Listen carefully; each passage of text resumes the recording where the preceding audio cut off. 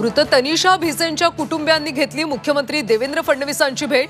पुन्हा अशा घटना घडू नयेत, दोषींना शिक्षा झालीच पाहिजे, मुख्यमंत्र्यांची ग्वाही।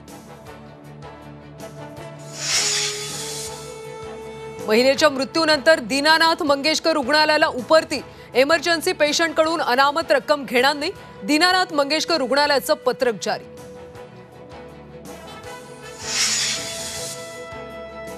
मनसेनं मराठी सक्तीचं आंदोलन थांबवलं, राज ठाकरेंचे मनसैनिकांना आदेश, मराठीसाठी सुरू केलेलं मनसेनं आंदोलन।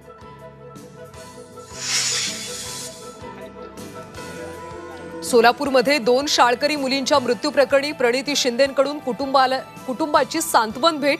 दूषित पाण्यामुळे मृत्यू झाल्याचा कुटुंबाचा आरोप, प्रणिती शिंदे साधणार पालिका अधिकाऱ्यांशी संवाद। राज्य सरकारनं जन आरोग्य योजनेचे 270 कोटी रुपये थकवले, पैसे मिळत नसल्यानं रुग्णालयाकडून अंमलबजावणी बंद, रुग्णांची गैरसोय।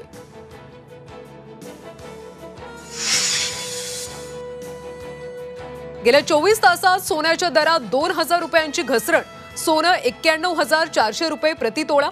ऐन लग्नसराईत सोने चांदी स्वस्त, नागरिकांना मोठा दिलासा।